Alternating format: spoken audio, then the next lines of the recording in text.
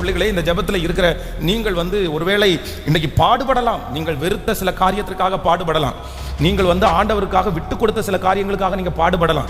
உங்களை பார்த்து நிறைய சொந்தங்கள் சொல்லலாம், நீ அதை தேடி உனக்கு என்ன கிடைச்சிருச்சு, உனக்கு என்ன பிரயோஜனம், நீ என்னத்தை அதில் போய் கண்டுபிடிச்ச, நீ பரிசுத்தமா இருந்த உடனே எல்லாமே உனக்கு கிடைச்சிருச்சா, நீ இந்த ஜெபம் பண்ண உடனே உனக்கு எல்லாமே கிடைச்சிருச்சா, நீ சர்ச்சுக்கு ரெகுலரா போன உடனே உனக்கு எல்லாமே கிடைச்சிருச்சா, நீ இந்த மாதிரி பொய் சொல்லாத உடனே எல்லாமே உனக்கு நல்லா வந்துருச்சா அப்படின்னு யாராவது உங்களை பார்த்து கடினமான வார்த்தைகளாலே நீங்கள் யார் சோர்ந்து போயிருந்தாலும், உண்மையிலே ஆண்டவருடைய பிள்ளைகளே, ஒரு நாள் கண்டிப்பாக நீங்கள் வெறுத்த அந்த காரியத்திற்காக, நீங்கள் விட்டு கொடுத்த அந்த காரியத்திற்காக, நீங்கள் துன்பம் எனக்கு போதும், எனக்கு இந்த பாவத்தினால் வருகிற சந்தோஷம் வேண்டாம் என்று நீங்க அர்ப்பணித்த அந்த காரியத்திற்காக கண்டிப்பாக அவர்கள் கண்களுக்கு முன்பாக நீங்கள் செய்த அந்த காரியத்திற்காய் கர்த்தர் பதில் கொடுக்காமற் போக மாட்டார்.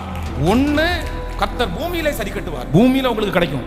இல்ல அப்படின்னா கண்டிப்பாக மறுமையில கர்த்தர் உங்களுக்கு தர வல்லவராக இருக்கிறார். இன்னைக்கு பேசுறவங்க அவங்க பரலோகத்துக்கு வருவாங்களா இல்ல நரகத்துக்கு போவாங்களா அது தெரியாது.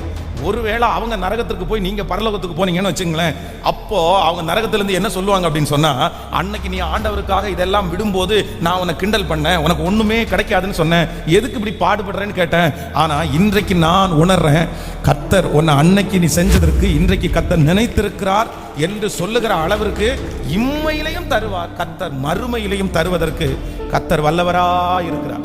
அப்போ ஆண்டவருடைய பிள்ளைகளாகிய நம்ம இன்றைக்கு ஆண்டவருடைய பிள்ளைகள் என்ன செய்யணும், சில சூழ்நிலைகள் நம்ம ஆண்டவருக்காக சில காரியங்களை செய்வதற்காக முயற்சி எடுக்கும் போது அது ரொம்ப ஈஸியா எல்லாம் இருக்காது, சுலபமா எல்லாம் இருக்காது. அது சில நேரங்களிலே கடினமாக தான் இருக்கும். அது மற்றவர்களுக்கு வித்தியாசமாக தான் தெரியும். அதை ஏன்னா உலகத்தில் இருக்கிற மனிதர்களுடைய எல்லா எண்ணங்களும் எப்படிதான் இருக்குது அப்படின்னு சொன்னா, அவங்களுக்கு இந்த உலகத்துல பெரியவர்கள் யாரு, இந்த உலகத்துல ஆண்டவர் கூட இருக்கிறாங்க அப்படின்றத எதை வச்சு சொல்லுவாங்கன்னு நினைக்கிறீங்க? ஈசாக்கு ஈசாக்கோட கர்த்தர் இருந்தாரா இல்லையா? ஏசேக்குல ஆண்டவர் ஈசாக்கோட இருந்தாரா? சொல்லுங்களேன். கண்டிப்பாக ஏசேக்குல ஆண்டவர் ஈசாக்கோட இருந்தார். சித்னாவில ஆண்டவர் ஈசாக்கோட இருந்தாரா இல்லையா? சொல்லுங்க எல்லாருமே. கண்டிப்பாக சித்னாவிலையும் ஈசாக்கோட கர்த்தர் இருந்தார். ரகபோத்துல ஆண்டவர் ஈசாக்கோட இருந்தாரா இல்லையா? ரகபோத்லயும் ஆண்டவர் ஈசாக்கோட இருந்தார். ஆனா சுத்தி இருக்கிற ஜனங்கள் ஏசேக்குல ஈசாக்கோட கர்த்தர் இருக்கிறார்னு கண்டுபிடிச்சாங்களா? கேட்கல. இல்ல. சித்னாவில ஈசாக்கோட கர்த்தர் இருக்கிறார் அப்படின்னு கண்டுபிடிச்சாங்களா? இல்ல. ஆனா எங்க கண்டுபிடிச்சாங்க அப்படின்னா, ரகபோத்ல வந்ததுக்கு அப்புறம் கர்த்தர் உன் கூட இருக்கிறார்னு கண்டுபிடிச்சாங்க. ஏன், எதுக்கு கண்டுபிடிச்சாங்க? ரகபோத்ல அவனை கர்த்தர் பலுக பண்ணினார், பெருக பண்ணினார். அவன் இவர்கள் நினைச்சதை விட பல மடங்கு உயர்ந்த உடனே அவனுடைய ஆசீர்வாதத்தை பார்த்த உடனே இவங்க என்ன அறிக்கை செய்யறாங்க அப்படின்னு சொன்னா, நிச்சயமாய் கர்த்தர் உம்மோடு கூட இருக்கிறார் என்கிறதை கண்டோம். அப்போ ஆண்டவருடைய பிள்ளைகளை ஒன்று நினைத்துக் கொள்ளுங்கள், ஆண்டவர் உங்களோட கூட இருக்கிறது ஏசேக்குலயும் இருக்கிறாரு, சித்னாவிலையும் இருக்கிறாரு, ரகபோத்லயும் இருக்கிறாரு. ஆனா உலகத்தினுடைய பார்வை தான் என்ன ஆகா இருக்குதுன்னா, ஒரு மனுஷனுக்கு பிளஸிங் என்கிற ஒன்று வந்தாதான் கர்த்தர் அவனோடு கூட இருக்கிறதா இந்த உலகம் நினைக்குது. இந்த உலகம் ஆசீர்வதிக்கப்பட்டவங்க மட்டும்தான் கடவுளோட இருக்கிறாங்க, அவங்களோட கடவுள் இருக்கிறாரு அப்படின்னு நினைக்கிறாங்க. கஷ்டப்படுகிற ஒருத்தரோட ஆண்டவர் இல்லைன்னு நினைக்கிறாங்க. ஆனா கண்டிப்பாக அது உண்மை. சத்தமா சொல்லுங்க, எத்தனை பேர் ஆமோதிக்கிறீர்கள்? அது உண்மையே இல்லை, அது உண்மையே இல்லை. ஆண்டவர் நம்மோடு கூட எல்லா இடத்திலையும் கர்த்தர் இருக்கிறார். நான் உன்னை விட்டு விலகுவதும் இல்லை, உங்களோடும் என்னோடும் கர்த்தர் இருக்கிறது நிச்சயம். ஆண்டவர் உங்களோடு கூட இருக்கிறார். நீங்க வளராததை பார்த்து, நீங்க உயராததை பார்த்து நிறைய பேர், உன் கூட கர்த்தர் இருந்தா நீ ஏன் இப்படி இருக்கிற, உன் கூட ஆண்டவர் இருந்தா நீ ஏன் இன்னும் வளரல, ஆண்டவர் ஏன் உன் கூட இருந்தா உனக்கு நஷ்டம் வருது, ஆண்டவர் ஏன் உனக்கு கூட இருந்தா இவங்க சண்டை போடும்போது உனக்காக ஆண்டவர் வழக்காடல, உனக்காக பிரச்சனை பண்ணல, கர்த்தர் உன் கூட இல்ல அப்படின்றதை உலகமோ சொந்தங்களோ முடிவு பண்ணி யாராவது ஒருத்தர் இந்த சத்தத்தை கேட்டுக்கொண்டிருக்கலாம். ஆனால் ஆண்டவர் என்ன வாக்கு கொடுக்கிறார்னா, நான் உன்னோடு இருப்பேன் என்று வாக்கு கொடுத்தது வெறும் கானானிலே மட்டுமல்ல, எகிப்திலையும் உன்னோடு கூட நான் இருப்பேன் என்று நம்புறவங்க கரங்களை மேல தட்டி முழு பலத்தோடு கூட ஆமென், ஹalleluya. நான் உன்னோடு கூட எங்க இருக்கிறேன் அப்படின்னு சொன்னா, நான் கானானிலே மட்டுமல்ல எகிப்திலையும் உன்னோடு கூட இருப்பேன். அதைத்தான் யாக்கோபை பார்த்து ஆண்டவர் சொல்லும்போது ரொம்ப அழகா சொல்லுகிறார், நான் உன்னோடு கூட எகிப்திற்கு வருவேன், நான் உன்னோடு கூட எகிப்திற்கு வருவேன். அப்போ ஒரு ஆண்டவருடைய பிள்ளைக்கு ஒரு பெரிய நிச்சயம் வேணும். என்ன நிச்சயம் வேணும்னா, என்னுடைய ஆண்டவர் என்னோடு கூட இருக்கிறார் என்கிற நிச்சயம் நமக்கு வேணும். எத்தனை பேர் ஆமோதிக்கிறீர்கள்? ஹல்லேலூயா. உலகத்திலே இருக்கிற மனிதர்கள் கஷ்டம் வரும்போது நம்ம கூட இருக்க மாட்டாங்க. தோல்வி வரும்போது நம்ம கூட இருக்க மாட்டாங்க. ஆனா நமக்கு பணம் வந்துச்சுன்னா நம்ம கூட 10 பேர் சொல்லுங்களேன் கண்டிப்பாக வருவார்கள். நம்ம வசதிகள் வந்துச்சு அப்படின்னு சொன்னா 10 பேருக்கு நம்ம பேசுகிற வார்த்தை ஒர்த்தா தெரியும். நம்மளை கனப்படுத்துவார்கள். எல்லாமே இந்த உலகத்தில் இருக்கிற மனிதனுடைய சிந்தைகள் நமக்கு நேராக எப்ப திருப்பப்படும்னா, நமக்கு எப்ப பிளஸிங் வருதோ அப்ப நமக்கு நேராய் திருப்பப்படும். ஆனா ஆண்டவரை பொறுத்த வரைக்கும் வேதம் சொல்கிறது, மனிதனோ முகத்தை பார்க்கிறான், கர்த்தரோ இருதயத்தை பார்க்கிறார். தாவீதை கோலியாத்தை ஜெயிக்கிறதுக்கு முன்னாடி பாத்தீங்க அப்படின்னு சொன்னா யாருமே அவனை மதிக்கல. பொதுவாக பழைய காலத்தில் யுத்தம் நடந்து முடிஞ்ச உடனே யுத்தத்தில் வெற்றி அடைந்தவர்களுடைய ஒரு மிகப்பெரிய ஒரு யுத்தத்தில் வெற்றி அடைஞ்சோம் அப்படின்றது என்ன ஆதாரம் அப்படின்னா, அந்த யுத்தத்தை முன்னின்று நடத்துகிற அந்த யுத்தத்தில் ஹீரோவா இருக்கிற அந்த நபருடைய தலையை அப்படியே வெட்டி அந்த தலையையும் அந்த தலைவன் பயன்படுத்தின வாளு அந்த ஈட்டி அது எல்லாத்தையும் எடுத்து கொண்டு போய் அந்த ஜெயிச்சாங்க பாருங்க. அந்த நாட்டில் இருக்கிற எல்லாருடைய கண்ணுக்கும் படுகிறது மாதிரி அது எல்லாத்தையும் ஷோவுக்காக வைப்பாங்களாம். அதுதான் ஒரு வழக்கம். அதனாலதான் இந்த தாவீது கோலியாத்தை ஜெயித்து அவனுடைய தலையை அப்படியே எடுத்து அப்படியே கொண்டு வரார். அது வரைக்கும் இந்த ஜெயத்தை தாவீது பார்க்கிற வரைக்குமே யாருமே அவனை ஒரு பெரிய பொருட்டாவே எடுக்கல. அவனுடைய சகோதரர்களே அவனை பார்த்து என்ன பண்றாங்கன்னா கடிஞ்சு கொள்றாங்க. நீ அவன்கிட்ட பார்த்து நீ உன்னுடைய ரொம்ப அகங்காரம் பிடிச்சவன் நீ.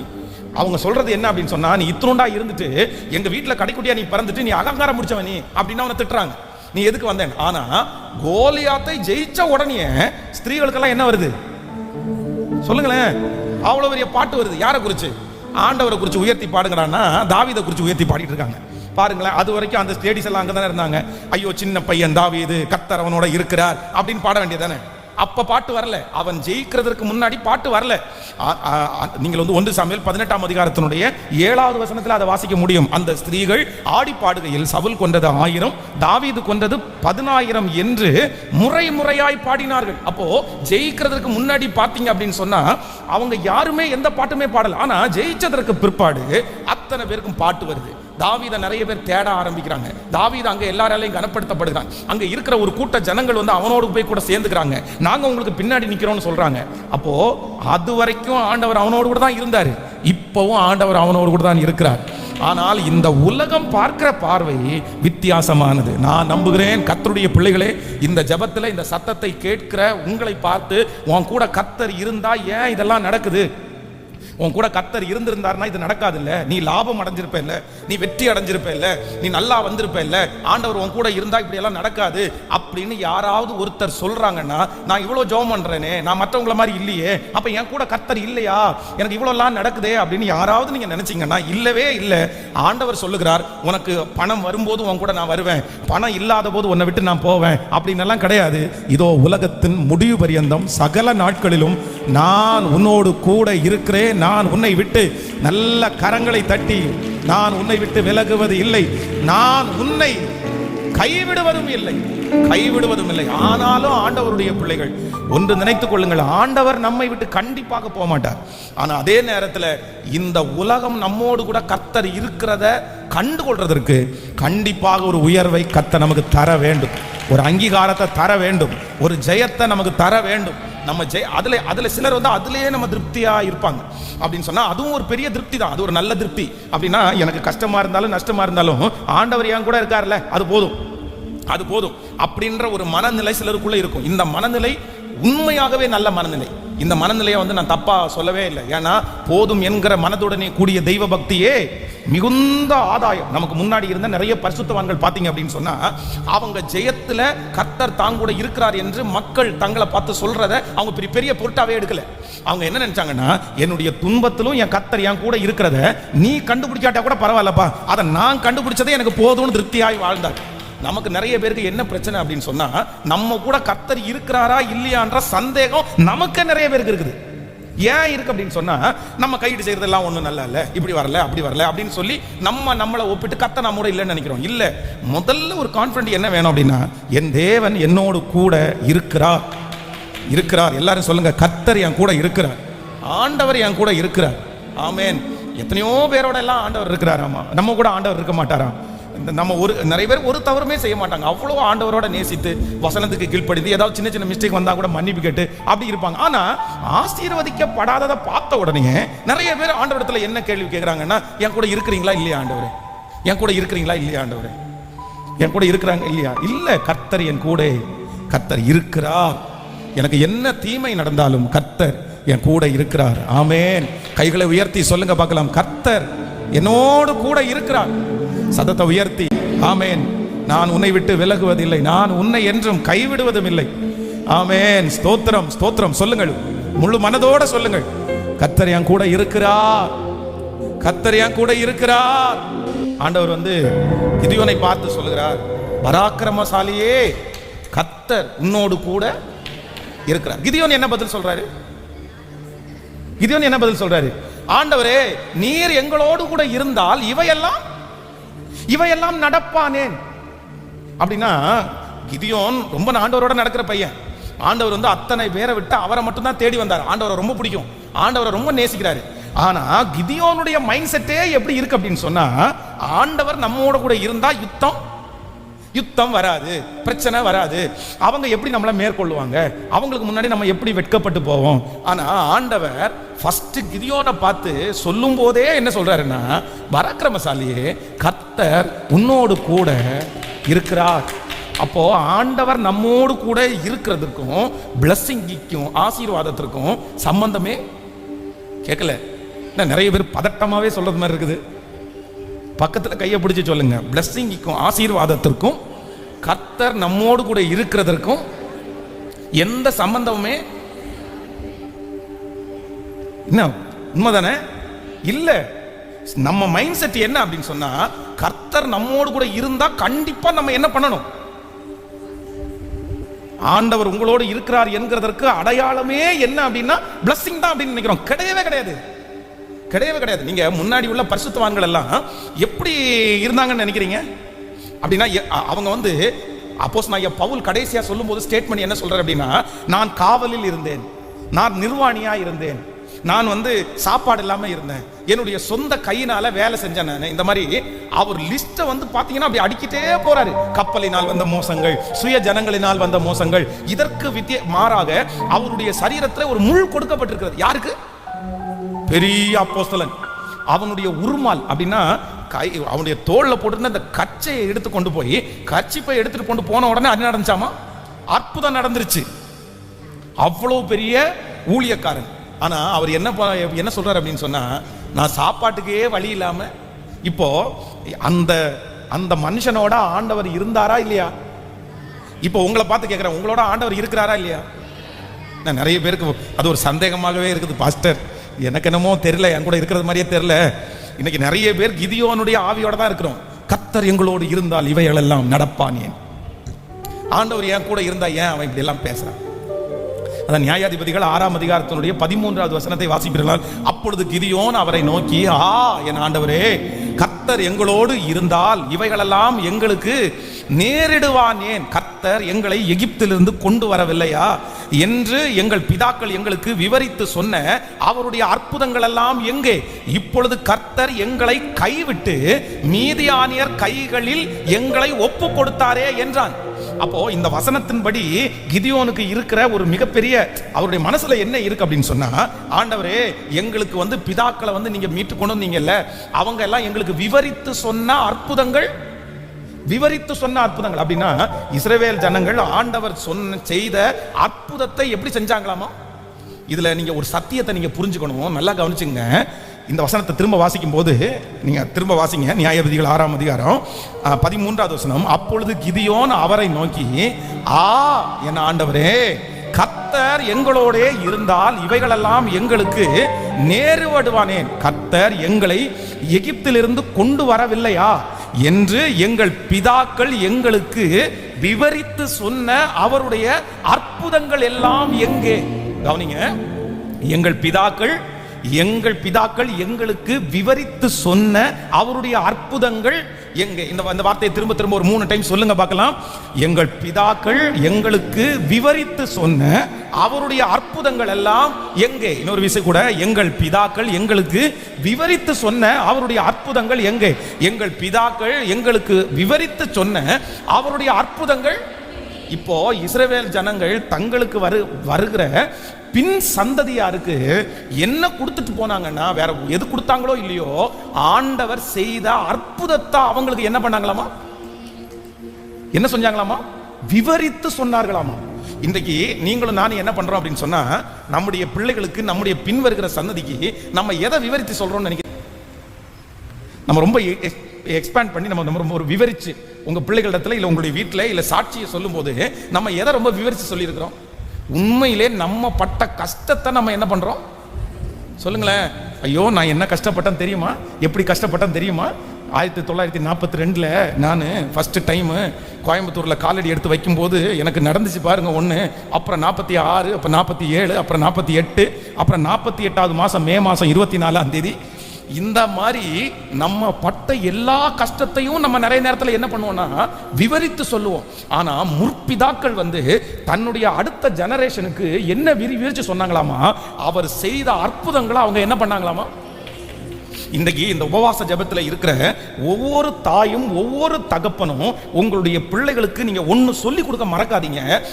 இந்த வசனத்தின்படி நம்ம இப்ப பிதாக்கள் நம்ம வருகிற அடுத்த சன்னதிக்கு என்ன சொல்லி கொடுத்துட்டு போகணும் அப்படின்னு சொன்னா, நம்முடைய தேவனாகிய கர்த்தர் பரிசுத்தவான்களுக்கு, நம்முடைய தேவனாகிய கர்த்தர் நமக்கு, இன்னும் இதற்கு முன்பாக வாழ்ந்த நிறைய ஆண்டவருடைய பிள்ளைகளுக்கு செய்த அற்புதத்தை நம்ம கண்டிப்பா அவர்களுக்கு என்ன பண்ணணும்னா விவரித்து நம்ம சொல்லித்தான் ஆகணும். நம்ம விவரித்து நம்முடைய சன்னதிக்கு சொன்னாதான் நம்முடைய சன்னதி ஆண்டவரை தேடுவார்கள். இந்த கிதியோனுக்குள்ள விசுவாசம், இந்த கிதியோனுக்குள்ள அவ்வளவு பெரிய தைரியம் வந்தது என்ன அப்படின்னு சொன்னா, அவங்களுடைய முற்பிதாக்கள் என்ன சொல்லி கொடுத்துட்டு போனாங்கன்னா, ஆண்டவர் பெரிய காரியத்தை செய்ததை விவரித்து சொன்னார்கள். நீங்க விவரித்து சொல்லணும். இன்னைக்கு இருக்கிற இந்த யங் ஜெனரேஷனுக்கு எது ரொம்ப குறையுது அப்படின்னு சொன்னா, ஆண்டவருடைய அற்புதங்களை விவரித்து சொல்றதுக்கு யாருமே சொல்லுங்களேன் இல்ல. பாருங்க, நான் அந்த ஊழியத்திற்காக வந்த புதுசுல பாத்தீங்க அப்படின்னா, மனிதர்களை தேடின மனிதர்கள் அப்படின்ற ஒரு புக் இருக்குது. இந்த புத்தகத்தை முழுவதுமாய் வாசித்து முடித்தவர். இதே போல நிறைய பரிசுத்தவான்கள், ஆப்பிரிக்காவுக்கு சென்ற அந்த மிஷனரி, இந்த மாதிரி நிறைய மிஷனரிகள், நிறைய ஊழியக்காரர்கள், இவர்களுடைய பயோகிராஃபியை நான் நிறைய படிச்சிருக்கிறேன். நிறைய அகஸ்டின் ஜெபக்குமார் ஐயா அவர்களுடைய நீ இல்லாவிடில் புக், அவருடைய பயோகிராஃபி, ஐயோ என்ன மாதிரி அவர்கள் நடந்து வந்த பாதை, இப்படியே ஒவ்வொரு பரிசுத்தவான்களுடைய கர்த்தர் அவர்களை நடத்தி வந்த விதம், ஆண்டவர் அவர்களுக்கு செய்த அற்புதம். டிபிஎம் திருச்சபையினுடைய ஹெட் பாஸ்டர், அதை ஆரம்பித்த மணி, அவங்களுடைய அந்த வாழ்க்கை சரித்திரம், இது எல்லாத்தையுமே படித்திருக்கிறேன். இதெல்லாம் படிக்கும் போது இன்னும் கிருபாசனம் திருச்சபையினுடைய அந்த உபதேசியார், அவருடைய வாழ்க்கை சரித்திரம், அவர் வாழ்க்கையில நடந்த அற்புதங்கள், இந்த அற்புதத்தை எல்லாம் நிறைய பேர் புக்கா பிரிண்ட் பண்ணி, அந்த காலத்துல பாத்தீங்க அப்படின்னு சொன்னா இந்த புத்தகம் படிக்கிற ஹேபிட் நிறைய இருந்துச்சு. அதனால நிறைய புத்தகத்தை வாங்கி படிக்க ஐயோ ஆண்டவர் இந்த பரிசுத்தவானுக்கு இப்படி செஞ்சாரா, இந்த பரிசுத்தவானுக்கு இப்படி செஞ்சாரா, இந்த தேவனுடைய பிள்ளைக்கு இப்படி செஞ்சாரா, இவர்களுக்கு செஞ்ச ஆண்டவர் நமக்கு ஏன் செய்ய மாட்டாரு அப்படின்ற ஒரு எழுப்புதல், அப்படின்ற ஒரு பெரிய தைரியம். அப்படி அந்த புத்தகத்தை படிக்கவே பாத்தீங்க அப்படின்னா விசுவாசம் அப்படிக்குள்ள நமக்குள்ள ஸ்ட்ராங்கா கட்டப்படும், அந்த ஃபெய்த் தன்னபடி வரும். ஆனா இன்னைக்கு இருக்கிற யங் ஜெனரேஷனுக்கு அவங்க எதை படிக்கல அப்படின்னு சொன்னா, ஆண்டவர் பிதாக்களுக்கு செய்த அற்புதத்தை விவரித்து சொல்லுகிறதற்கு யாருமே இல்ல. ஏன்னா இன்னைக்கு புத்தகம் படிக்கிறது பாத்தீங்கன்னா சுத்தமா குறைஞ்சிருச்சு. மற்ற பல பரிசுத்தவான்களுடைய வாழ்க்கை சரித்திரத்தை, பயோகிராஃபியை படிக்கிறது ரொம்ப குறைஞ்சிருச்சு. இந்த ஃபாஸ்டிங் பிரேயர்ல இருக்கிற ஒவ்வொரு தேவனுடைய பிள்ளைகளுக்கும் உங்களுக்கு படிக்கக்கூடிய நாலேஜை ஏசப்பா உங்களுக்கு கொடுத்திருந்தா, தயவு செய்து நான் உங்களை அன்பாய் கேட்கிறேன், உங்களுக்கும் உங்கள் பிள்ளைகளுக்கும் பிறந்த நாள் பரிசு அப்படின்னு ஒன்று வாங்கி கொடுப்பீர்களே, ஆனால் நீங்க இதை வாங்கி கொடுங்க. என்ன அப்படின்னு சொன்னா, பரிசுத்தவான்களுடைய வாழ்க்கை சரித்திரத்தை வாங்கி கொடுங்க, அவருடைய பயோகிராஃபியை படிங்க. நீங்க படிச்சு நம்முடைய பிள்ளைகளுக்கு டெய்லி இரவு குடும்ப ஜெபம் நடக்கும்போது ரொம்ப பெருசா இல்ல, ஒரு 5 மினிட்ஸ் ஒரு பரிசுத்தவானுடைய வாழ்க்கையை நீங்க எடுத்து சொல்லி பாருங்க. உங்க பிள்ளைகளுடைய விசுவாசத்தை, எவ்வளவு பெரிய கொம்பன் வந்தாலும் அவனுடைய விசுவாசத்தை அசைக்கவே முடியாது. இது ரொம்ப இம்பார்ட்டன்ட். அத்தனை பேரும் அந்த இடத்துல விவசாயமே பண்ணாம வீட்டுக்குள்ள ஒதுங்கி இருக்கும்போது கிதியோன் மட்டும் என்ன சொல்றான் அப்படின்னு சொன்னா, எங்கள் பிதாக்களுக்கு நீ செய்த அற்புதம் எங்க ஆண்டவரே, அன்னைக்கு செஞ்சீங்கல்ல, அன்னைக்கு அப்படி நடத்தி இருக்கீங்கல்ல, இன்னைக்கு எங்களோட நீங்க இருக்கிறீங்கன்னு சொல்றீங்கல்ல, அப்ப எங்களோட நீ இருந்திருந்தா கண்டிப்பா அந்த அற்புதங்கள் எல்லாம் இன்னைக்கு என்ன பண்ணிருக்கும். இந்த விசுவாசத்தை அவனுக்குள்ளே அவனுடைய முன்னோர்கள் அவனுக்கு தெரியாமலே என்ன பண்ணிட்டாங்க அப்படின்னா அப்படியே விதைச்சிட்டாங்க. அப்போ ரொம்ப அவசியமான ஒன்று. இதற்காக நம்ம எல்லாருமே ஜெபம் பண்ணுவோம், நம்முடைய பிள்ளைகளுக்காக ஜெபம் பண்ணுவோம். இது மிக முக்கியமான ஒரு வசனம். இந்த வசனத்தை ஒருவேளை மறக்கும் அப்படின்னு சொன்னா, நீங்க எழுதி போட்டு அதை எழுதிட்டு அந்த இடத்தை மட்டும் நீங்க அண்டர்லைன் பண்ணுங்க. எந்த இடத்தை நீங்க அண்டர்லைன் பண்ணணும் அப்படின்னு சொன்னா, எங்கள் பிதாக்கள் எங்களுக்கு விவரித்து சொன்ன அவருடைய அற்புதங்கள் எல்லாம் எங்கே சொல்லுங்க பார்க்கலாம். ஒரு 3 விசை கையை உயர்த்தி. எங்கள் பிதாக்கள் எங்களுக்கு விவரித்து சொன்ன அவருடைய அற்புதங்கள் எல்லாம் எங்கே? எங்கள் பிதாக்கள் எங்களுக்கு விவரித்து சொன்ன அவருடைய அற்புதங்கள் எல்லாம் எங்கே? ஆமென். அவருடைய வல்லமை குறைந்து போகவே இல்லை. அவருடைய வல்லமை குறையவே இல்லை. அவர் இன்றும் ஜீவிக்கிற தேவனாய் இருக்கிறார். அவர் இன்றும் வாழ்கிற தேவனாய் இருக்கிறார். ஆமென். அவர் வாழ்கிறார், அவர் வாழ்கிறார். அவர் எல்லாம் செய்ய வல்லவர். ஆமென். கிதியோன் அதுதான் ஆண்டவரை பார்த்து கேட்கிறான், ஆண்டவரே நீர் எங்களோடு கூட இருந்தால் இவைகள் எல்லாம் நடப்பானே. இவைகளெல்லாம் ஏன் நடக்குது? ஏன் நடக்குது? எதுக்கு எங்களை பிடிச்சி அரெஸ்ட் பண்ணி வச்சிருக்கிறாங்க? எதுக்கு எங்களுடைய ஆசீர்வாதத்தை எல்லாம் பிடிங்கி எடுக்கிறாங்க? நீங்க கேட்க மாட்டீங்களா? நீங்க இருந்தா இப்படியெல்லாம் நடக்குமா? அப்பதான் ஆண்டவர் என்ன சொல்றாருன்னா, நீ ஒரு மனுஷனை முறியடிக்கிறது போல, நீ ஒரு மனுஷனை முறியடிக்கிறது போல. நீங்கள் 14வது வசனத்தை வாசிப்பினால், அப்பொழுது கர்த்தர் அவனை நோக்கி, உனக்கு இருக்கிற இந்த பலத்தோட போ, நீ இஸ்ரவேலரை மீதியானியரின் கைக்கு நீங்களாக்கி ரட்சிப்பாய். உன்னை அனுப்புகிறவர் நான் அல்லவா? உன்னை அனுப்புகிறவர் நான் அல்லவா? அப்போ ஆண்டவருடைய பிள்ளைகளே, ஒன்று நினைத்துக் கொள்ளுங்கள். ஆண்டவர் வந்து இங்க 2 காரியத்தை செய்றார். ஒன்று, உன்னுடைய வாழ்க்கையில நடக்கிற எல்லாவற்றையும் தோல்வியாய் நடக்கிறத பார்த்து நான் உன் கூட இல்லைன்னு நீ நினைச்சிடாத. நம்பர் 2, ரெண்டாவது, ஒரு நாள் கண்டிப்பா நான் உன் கூட இருக்கிறேன் அப்படின்றத உனக்கு தெரியும், ஆனா மற்றவங்களுக்கும் தெரிகிறது மாதிரி உங்களை ஆசீர்வதிப்பேன் என்று கர்த்தர் வாக்கு கொடுக்கிறேன். இன்னைக்கு இந்த ஃபாஸ்டிங் பிரேயர்ல இந்த சத்தத்தை கேட்கிற ஆண்டவருடைய பிள்ளைகளை, ஒருவேளை நீங்க கர்த்தர் உங்களோட கூட இருக்கிறார் என்கிறது உங்களுக்கு கண்டிப்பா நிறைய பேருக்கு தெரிஞ்சிருக்கலாம். என் கூட ஆண்டவர் இருக்கிறார்ன்றத மற்றவங்களுக்கு தெரியல, சொந்தங்களுக்கு தெரியல. எல்லாரும் கிண்டல் பண்ணலாம், நக்கல் பண்ணலாம், உங்களுடைய தோல்வியை பார்த்து அவங்க நிறைய பேர் சொல்லலாம். ஆனா உங்களுக்கு கான்ஃபிடென்ட்டா, என் கூட கர்த்தர் இருக்கிறத நான் ஃபீல் பண்றேன் பாஸ், என் கூட ஆண்டவர் பேசுறாரு, என் கூட ஆண்டவர் ஆலயத்திற்கு வந்தா என் கூட உறவாடுகிறார், எனக்கு தெரியுது கர்த்தர் என் கூட இருக்கிறது எனக்கு தெரியுது. ஆனா மற்றவங்களுக்கு யாருக்குமே நிரூபிக்க முடியாத அளவிற்கு கிதியோனை போல இப்படி ஒரு சூழ்நிலையில இருக்கலாம். ஆண்டவரே என் கூட நீர் இருக்கிறீர் என்கிறது எனக்கு தெரியும், ஆனா மற்றவங்க எல்லாம் பார்க்கணும்னா அவங்க அற்புதத்தை பார்த்து தான் என் கூட நீங்க இருக்கிறீங்கன்றதை கண்டுபிடிப்பாங்க. அப்படின்ற ஒரு சூழ்நிலையில இந்த சத்தத்தை கேட்கலாம். ஆனா ஆண்டவர் 2ஐயும் செய்வார். உங்களுக்கு தோல்வியின் மத்தியிலையும் உங்களோட கர்த்தர் இருக்கிறேன் என்கிறதை நிரூபிப்பார். அதே நேரத்தில் மற்றவர்களுக்கு முன்பாக உங்களுடைய தலைகளை கர்த்தர் வெகு சீக்கிரத்திலே உயர்த்தி கனப்படுத்தி ஆண்டவர் அந்த ஆசீர்வாதத்தை உங்களுக்கு தந்து அன்றைக்கு அவர்கள் வாயிலிருந்தே கர்த்தர் உங்களோடு இருக்கிறார் என்கிறத கர்த்தர் சொல்ல வைப்பார். சீக்கிரமாய் அது நடக்க போகிறது. நம்புறவங்க கரங்களை மேல தட்டி முழு பலத்தோடு ஆமென், ஸ்தோத்திரம் ஸ்தோத்திரம், உங்களோடு இருக்கிறதை கர்த்தர் நிரூபிப்பார், கண்டிப்பாக நிரூபிப்பார். ஆமென். ஈசாக்கோடு கர்த்தர் இருக்கிறதை அவர்கள் கண்டது போல உங்களோடு கர்த்தர் இருக்கிறதை காண்பார்கள். உங்களை ஏளனமாய் பார்த்தவர்கள் காண்பார்கள், உங்களை குறைவாய் மதிப்பு போட்டவர்கள் காண்பார்கள். உங்களோடு கர்த்தர் இருக்கிறதை காண்பார்கள், உங்களோடு ஆண்டவர் இருக்கிறதை காண்பார்கள். ஹல்லேலூயா. ஆனா எனக்கு ஒரு பெரிய தைரியம் இருக்கிறது. என்ன தைரியம் அப்படின்னு சொன்னா, என்னுடைய ஆண்டவர் என்னோடு கூட இருக்கிறார். ஆமென் சொல்லுங்கள் பார்க்கலாம். உங்களுக்கு தெரியுதோ தெரியலையோ, என் கூட ஆண்டவர் அவர் நீதியுள்ள நியாயாதிபதியாய் என்னோடு கூட இருக்கிறார். கைகளை எல்லாரும் உயர்த்தி ஆண்டவரை பார்த்து சொல்லுங்க, முழு பலத்தோட சொல்லுங்க, ஆண்டவரே நீர் எங்களோடு கூட, தேவரீர் என்னோடு கூட இருக்கிறீர், உமது கோலும் உமது தடியும் என்னை, தேவரீர் எங்களோடு கூட இருக்கிறீர், உமது கோலும் உமது தடியும் எங்களை தேற்றும். நிச்சயமாய் கர்த்தர் எங்களோடு கூட இருக்கிறார் என்கிறதை மற்றவர்களும் காணக்கூடிய ஒரு நாளை நீர் உண்டு பண்ணுகிறதற்காக உமக்கு ஸ்தோத்திரம். நீர் அதை காண்பிக்க போகிறதற்காக ஸ்தோத்திரம். இந்த உலகத்திற்கு முன்பாக காண்பிக்க போகிறதற்காக ஸ்தோத்திரம். எங்கள் தலைகளை கர்த்தர் ஆண்டவரை உயர்த்துகிறதற்காக ஸ்தோத்திரம். நன்றி அப்பா, நன்றி நன்றி. நீர் என்னோடு இருக்கும் போது என்னாலும் வெற்றி வெற்றி. நீர் என்னோடு இருக்கும் போது என்னாலும் வெற்றி வெற்றி. தோல்வி எனக்கில்லையே, நான் தோற்று போவதில்லையே. தோல்வி எனக்கில்லையே, நான் தோற்று போவதில்லையே. நீர் என்னோடு இருக்கும் போது என்னாலும் வெற்றி வெற்றி. நீர் என்னோடு இருக்கும் போது என்னாலும் வெற்றி வெற்றி. மலைகளை தாண்டிடுவே, காடும் பள்ளங்களை கடந்திடுவே. மலைகளை தாண்டிடுவே, காடும் பள்ளங்களை கடந்திடுவே.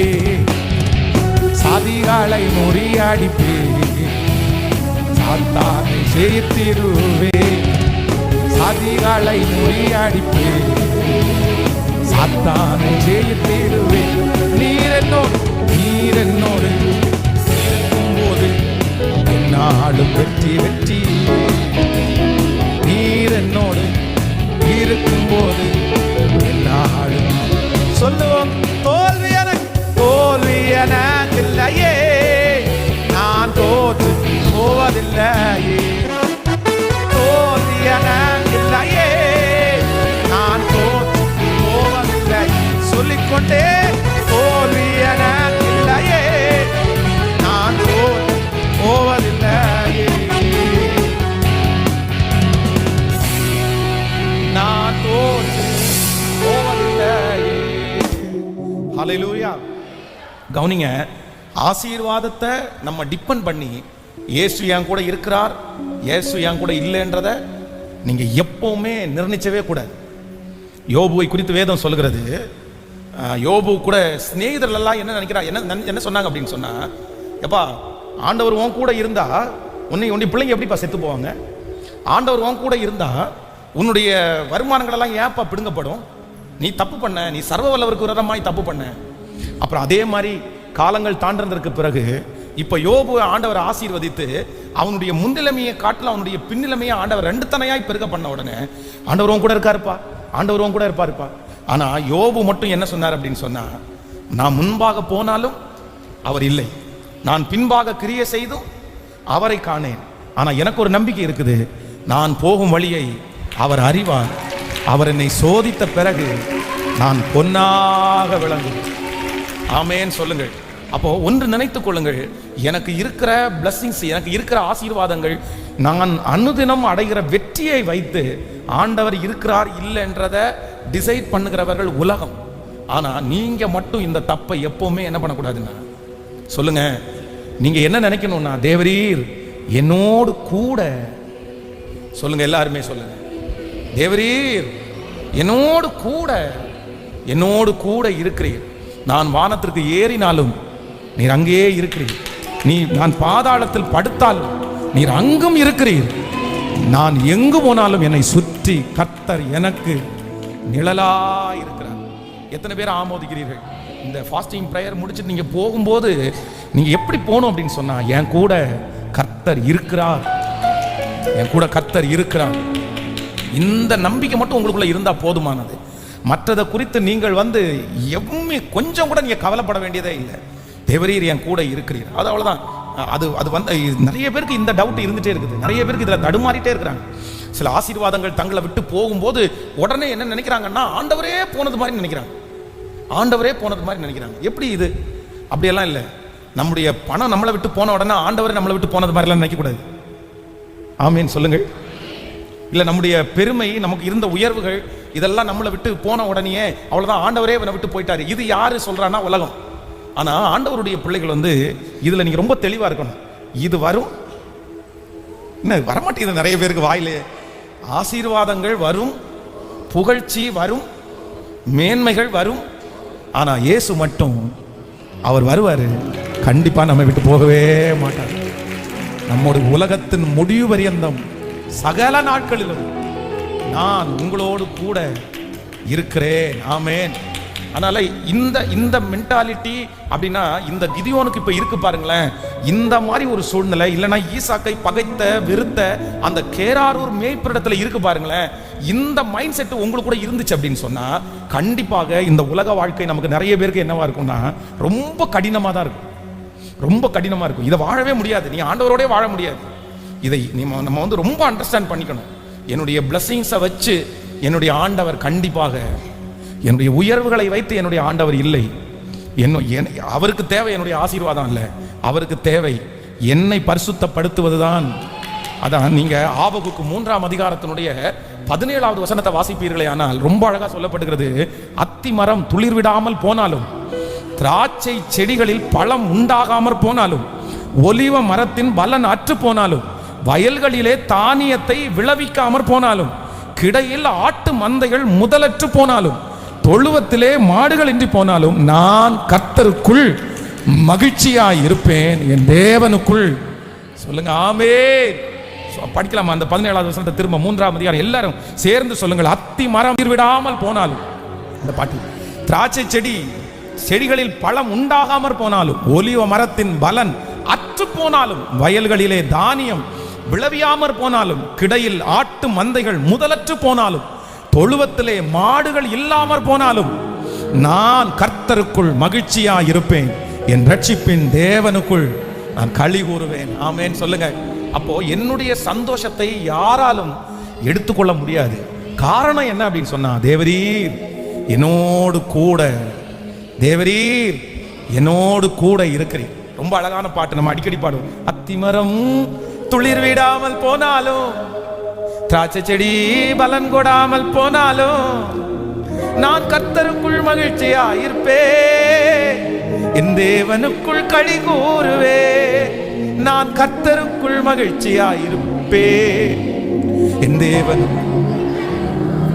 ரொம்ப அழகான பாடல். ஆமென். திராட்சை செடி பலன் கொடாமல் போனாலும், தொழுவத்திலே ஆடுகள் இன்றி போனாலும், நான் என்னவா இருப்பேன் அப்படின்னு சொன்னேன், கர்த்தருக்குள். ஏன் நான் சந்தோஷமா இருக்கிறேன், தேவரீர் என்னோடு. ஆனா யாரோ ஒருத்தருக்காக ஆண்டவர் பேசிட்டே இருக்கிறாரு. கர்த்தர் இந்த வார்த்தையை சொல்லிட்டே இருக்கிறாரு. உங்களை விட்டு சில காரியங்கள் போனது நிமித்தமாக, சில ஜெபங்கள் கேட்கப்படாததனுடைய விளைவாக, சில தோல்விகள் உங்களுடைய வாழ்க்கையிலே வருகிறதை நீங்கள் பார்த்து பார்த்து பார்த்து, ஆண்டவரே நீர் எங்களோடு கூட இருந்தால் இவைகளெல்லாம் எங்க ஏன் நடக்குது, என் ஜெபம் கேட்கப்படலையா, என்னுடைய உபவாசம் உங்க சமூகத்துல வந்து சேரலையா, என் ஜெபம் கேட்கப்பட்டிருந்தா இப்படி எல்லாம் நடக்குமா அப்படின்ற அந்த ஆதங்கத்தோட இருக்கிற யாரோ ஒருவரை பார்த்து கர்த்தர் சொல்றாரு, இல்ல, ஆசீர்வாதம் நான் இருக்கிறதை வைத்து அல்ல, நான் இருக்கிறேன். ஆசீர்வாதம் வரும் போகும், உயர்வு வரும் போகும், ஆனால் தேவரீர் என்னோடு கூட இருக்கிறீர், நான் உன்னை விட்டு விலகுவதும் இல்லை, உன்னை கைவிடுவதும் இல்லை, உன் கூட நான் இருக்கிறேன், உன் கூட நான் இருக்கிறேன், உன் கூட நான் இருக்கிறேன்.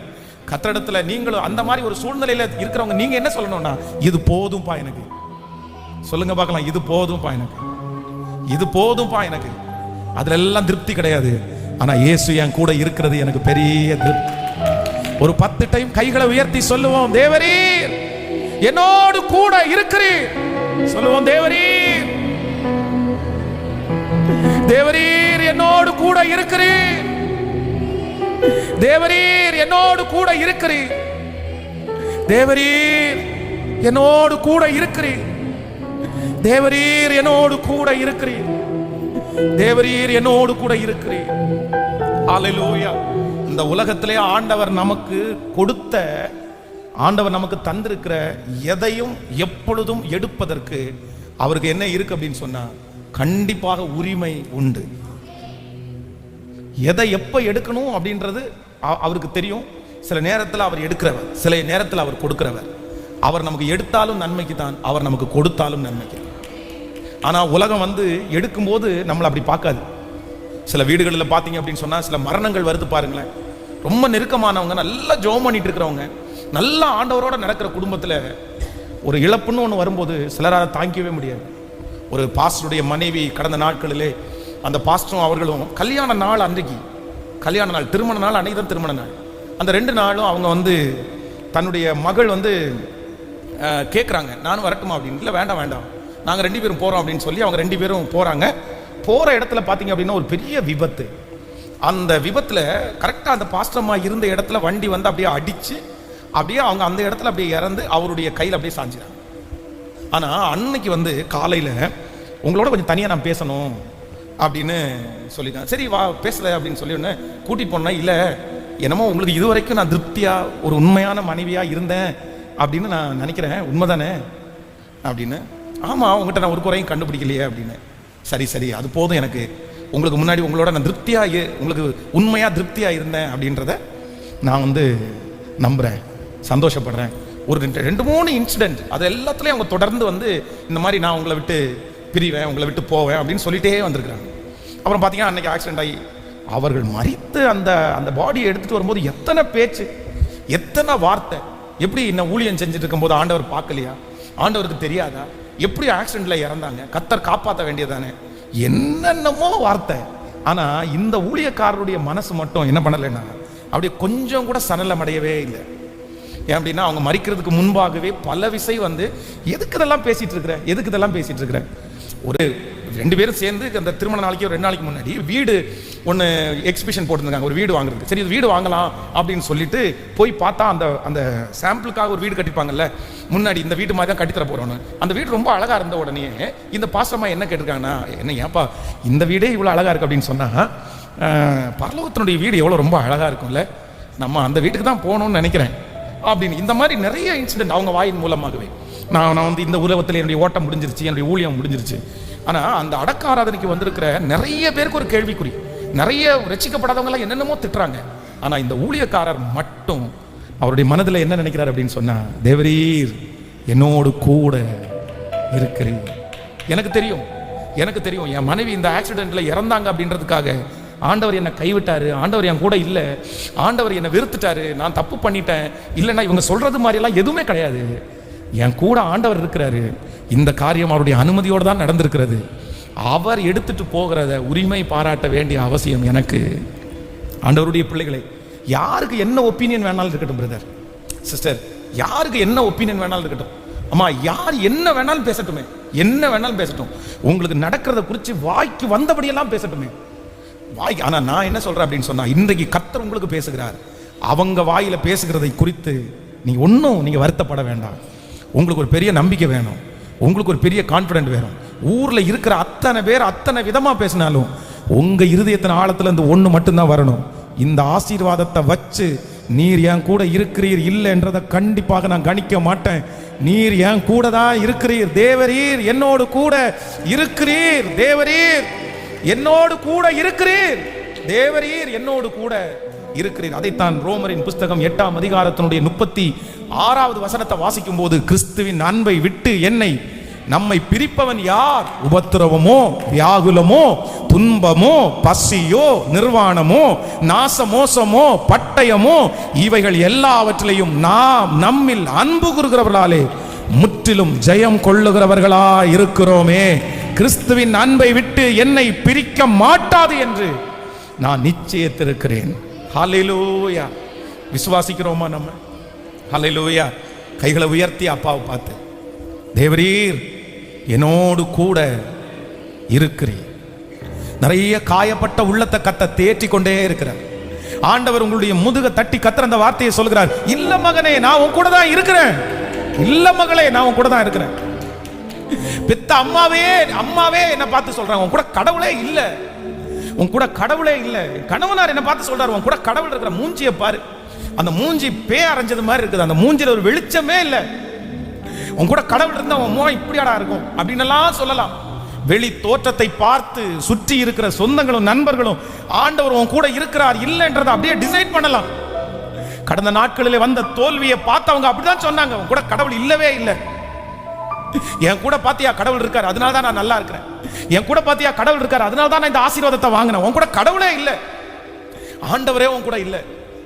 ஆனா ஆண்டவர் மட்டும் இந்த உபவாச ஜெபத்துல உங்க பக்கத்துல வந்து இதெல்லாம் நடக்கிறத வச்சு உன் கூட நான் இருக்கிறேன் இல்லைன்றதை நீ ஏன் டிசைட் பண்ணணும்? இதெல்லாம் நடக்காததுனால உன் கூட நான் இல்லை அப்படின்றத நீ ஏன் முடிவுக்கு வர்ற? ஹல்லேலூயா. நான் உன் கூட தான் இருக்கிறேன், நான் உன்னை விட்டு விலகல, நான் உன்னை கைவிடல. கைகளை உயர்த்தி தேவரீர் என்னோடு கூட இருக்கிறீர் சொல்லுங்க. அப்பா பார்த்து சொல்ல சொல்ல அந்த மகிமை உங்க தலை மேல இறங்கட்டும்.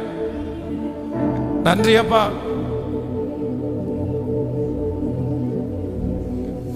நன்றி ஆண்டவரே. நீங்க ஜெபிக்க ஜெபிக்க ஒரு வல்லமை உங்க மேல, ஒரு தைரியம் உங்களை தேடி வருது, ஒரு பலன் உங்களை தேடி வருது. ஸ்தோத்திரம். அப்பா பார்த்து அதை மட்டும் சொல்லுங்க, இது எனக்கு போதும் ஆண்டவரே, மரணம் வரைக்கும் இது எனக்கு போதும், நீர் என் கூட இருந்தா போதும் ஆண்டவரேன்னு சொல்லி. ஓ ஹல்லேலூயா. நீர் எங்களோட இருந்தால் போதும். ஓ நன்றி ஆண்டவரே, நன்றி நன்றி. நம்ம தனிமையாய் நடக்கும்போது, தனிமையின் பாதையில அவர் என் கூட இருக்கிறார். தகப்பனே, உங்க தோளில் நீங்க சுமந்ததை நான் மறக்க முடியாது. நீர் என் கூட இருக்கிறீரப்பா, இருக்கிறீரப்பா.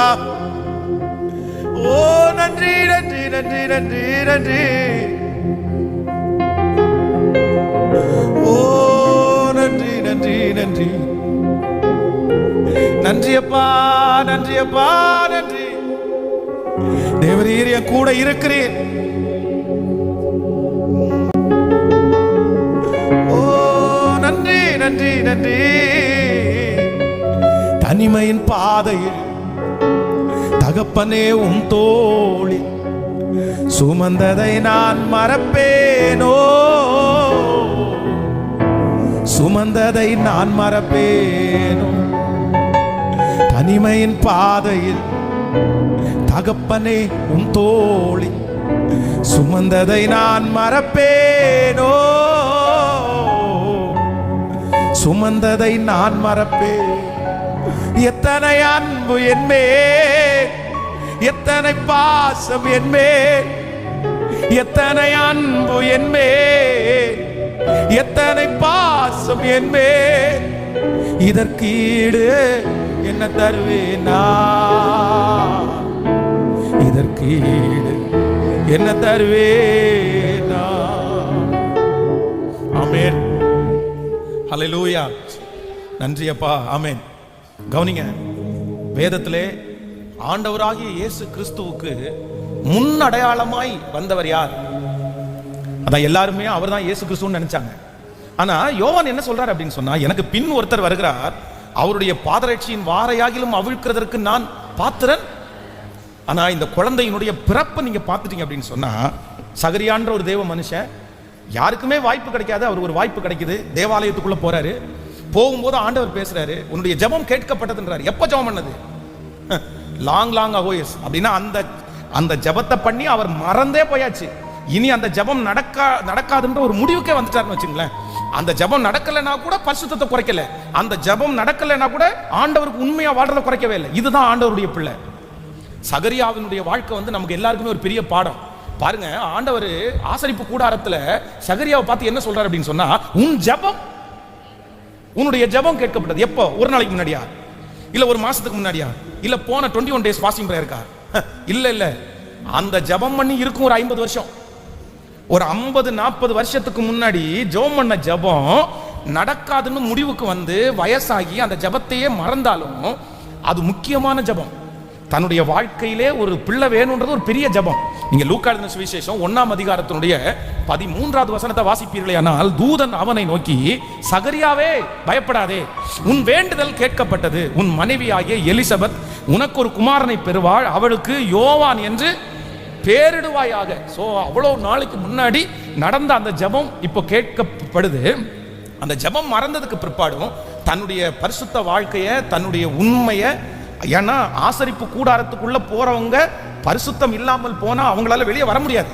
ஆனா இவர் வெளியே வராரு. அப்போ ஆண்டவர் பேசி ஒரு குமாரன் பிறந்து அவர் ஊமையாகி இந்த குழந்தைக்கு என்ன பேர் வைக்கலான்னு கேட்கும்போது அவர் போர்டில் எழுதி காமிச்சு யோவான்னு சொன்னதுக்கு அப்புறம் அது ஒரு பெரிய ப்ராசஸா நடந்து, இதுக்கு இடையில பாத்தீங்கன்னா இந்த எலிசபெத் வயிற்றுல குழந்தைய சுமந்துட்டு இருக்கும்போது அதே நேரத்தில் கர்ப்பமா இருக்கிறது யார் அப்படின்னா மரியாள். இவங்க 2 பேரும் ஒருத்தருக்கு ஒருத்தர் சந்திக்கும் போது எலிசபெத் வயிற்றுல இருக்கிற குழந்தை என்ன பண்ணிச்சாமா, ஆவியிலே நிறைஞ்சு அப்படியே துள்ளி குதிக்குது. அப்படின்னா வயிற்றுக்குள்ளே இருக்கும் போதே ஆண்டவரால் அனுப்பப்பட்ட, பரிசுத்த ஆவியானவரால் அனுப்பப்பட்ட ஒரு அபிஷேகம் நிறைந்த குழந்தை. அவனுடைய பிறப்பு வித்தியாசமானது, விசேஷமானது. இப்ப அந்த குழந்தை பிறக்குது. பிறந்த உடனே சாஃப்டா எல்லாம் பிரசங்கம் பண்ணல. விரியன் பாம்பு குட்டிகளே, வரும் கோபத்திற்கு தப்பித்துக் கொள்ள உங்களுக்கு வழிகாட்டினவன் யார்? நல்ல கனிகளை கொடுங்கள், நல்ல கனி கொடாத மரங்கள் எல்லாம் வெட்டுண்ட அக்னியிலே போடப்படும். உடனே அங்க இருக்கிற நிறைய பேர் குத்தப்பட்டு மனது இறங்கி உடனே வர்றாங்க. பெரிய போர் சேவர்களெல்லாம் வந்து கேட்கறாங்க, ஐயா நாங்க என்ன பண்ணணும்னு கேட்கறாங்க. தலைமைத்துவத்தில் இருக்கிறவங்க வந்து கேட்கறாங்க, நாங்க என்ன பண்ணணும். உடனே எல்லாருக்குமே அவன் ஞானஸ்நானம் கொடுக்கிறார். அவர் வந்து வனாந்திரத்திலே கூப்பிடுறவனுடைய சத்தம், வனாந்திரத்திலே ஒட்டக மயிருடைய அணிந்து காட்டு தேன்னு சாப்பிட்டுட்டு யாருக்கும் தெரியாம ஒரு மூலையில இருந்த அந்த மனுஷனை தேடி ஆயிரக்கணக்கான பேர் போறாங்க. இப்ப இயேசு வந்து முன்னாடி நின்று சொல்றாரு, எனக்கு ஞானஸ்நானம் கொடுன்னு சொன்ன உடனே, ஐயோ ஆண்டவரே உங்களுக்கு நான் எப்படி ஞானஸ்நானம் கொடுவேன்? இல்ல, இப்ப இடம் கொடு. ஆண்டவருக்கு ஞானஸ்நானம் கொடுத்தவர். பிறப்பு, வளர்ப்பு, ஊழியம், ஞானஸ்நானம் இது எல்லாமே ஸ்பெஷல். ஆனா அவருடைய மரணம் அப்படி மரணம். இப்போ யோவான் ஸ்நானகனுடைய பிரசங்கத்தை பார்த்த உடனே எல்லாரும் என்ன சொல்லியிருப்பாங்கன்னா, இவரோட யார் இருக்கா? கர்த்தர் இருக்கிறார். இப்போ ஒரு பொண்ணு டான்ஸ் பண்ணுது, அந்த பொண்ணு வந்து உனக்கு என்னமா வேணும்னு கேட்டா, யோவான் ஸ்நானனுடைய தலையை வெட்டி ஒரு தட்டில் வச்சு கொடுங்கன்னு சொன்ன உடனே ராஜா கட்டளை இட்டு என்ன பண்றாருன்னா, அவன் தலையை வெட்டி கொடுத்துருங்கன்னு சொல்றாங்க. எதுவுமே விசாரிக்காம எதுவுமே கேட்காம தலையை வெட்டி ஒரு தட்டில் வச்சு கொண்டு கொடுத்துட்டாங்க. அப்படியே அவ்வளவு பெருசா வந்த அவருடைய ஊழியம். இந்த மரணம்னு வரும்போது புஷ்வான மாதிரி நம்மளா இருந்தா என்ன நினைப்போம்? நீங்க என்ன நினைப்பீங்க? நம்ம நிறைய பேர் கதையை கட்ட ஆரம்பிச்சிருவாங்க. அவர் கடவுளோட இல்லை, அவர் ஏதோ தப்பு பண்ணிட்டாரு, கர்த்தர் அவர் தண்டிச்சாரு. ஆனால் யோவான் ஸ்நானகன் பரலோகத்தில் யாரா இருக்கிறார் அப்படின்னா, பெரியவரா இருக்கிறார், பெரியவரா இருக்கிறார். அப்போ ஆண்டவருடைய பிள்ளைகளே, நம்முடைய வாழ்க்கையிலே ஆண்டவர் அனுமதிக்கிறதை வைத்து இயேசு நம்மோடு இருக்கிறார் இல்லை என்கிற முடிவுக்கு நம்ம யாரும் வந்துடவே கூடாது. மனசுல எந்த சூழ்நிலைக்குள்ள போகும்போதும் நினைக்க வேண்டிய ஒன்றே ஒன்று, தேவரீர் என்னோடு கூட. இந்த உபவாச ஜபத்தினுடைய சாராம்சம், இந்த உபவாச ஜபத்தினுடைய கீவேர்டு என்ன அப்படின்னா, தேவரீர். சத்தமா எல்லாரும் சொல்லுங்க. எனக்கு கிடைத்தாலும் கிடைக்காமற் போனாலும் தேவரீர். என் ஜபத்திற்கு பதில் வந்தாலும் வராவிட்டாலும், இந்த உலகத்திலே உபத்திரவம் எனக்கு இருந்தாலும் இல்லாவிட்டாலும், சத்தமா சொல்லிட்டே இருங்க, தேவரீர் உங்க கூட இயேசு இருக்கிறார். நான் மரண இருளில் பள்ளத்தாக்கில் நடந்தாலும் பொல்லாப்புக்கு பயப்படேன், தேவரீர் என்னோடு கூட இருக்கிறீர். உமது கோலும் உமது தடியும் என்னை தேற்றும். ஆமென். பாடலாம் தனிமையின் பாதை. தகப்பனே உங்க தோளில சுமந்ததை நான் மறக்கவே முடியாது. பிறர் என்னை சபித்து தூற்றும் போதெல்லாம் அவங்க கண்ணுக்கு முன்னாடி என்னை ஆசீர்வதித்து உயர்த்தி மகிழ்கிற கர்த்தர் என்னோடு கூட அவர் இருக்கிறார், என்னோடு கூட இருக்கிறார். நான் உடைக்கப்பட்ட நேரங்களில் எல்லாம் அவர் என்னோடு கூட இருக்கிறார், அவர் என்னோடு கூட இருக்கிறார். எல்லாருடைய கரங்களையும் தட்டி நன்றியப்பா.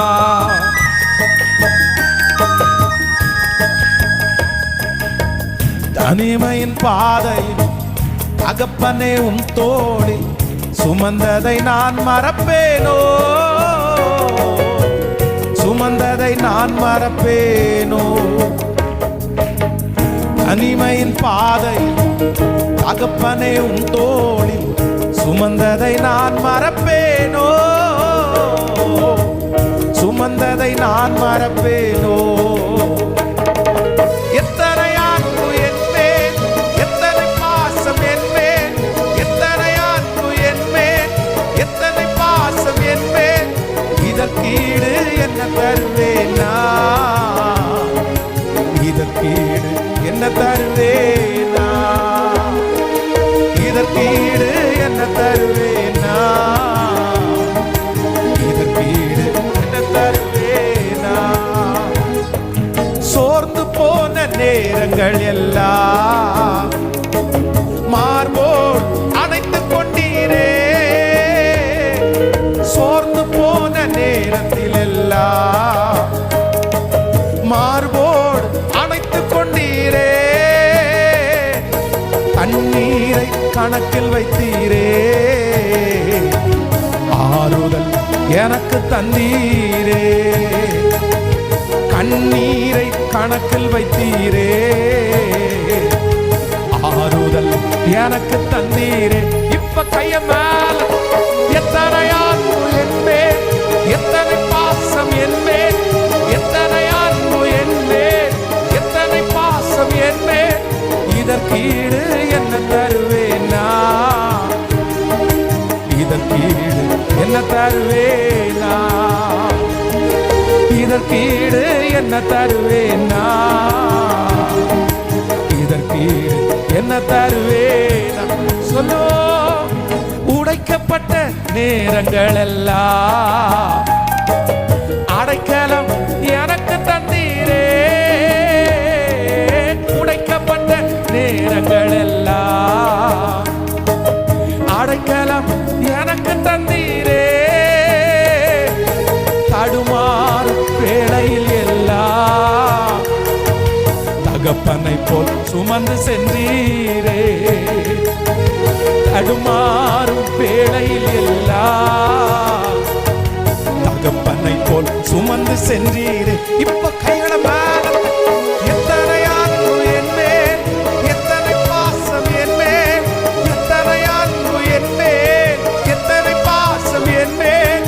இதற்கீடு என்ன தருவேன் நான், இதற்கீடு என்ன தருவேன் நான், இதற்கீடு என்ன தருவேன் நான், இதற்கீடு என்ன தருவேன் நான்.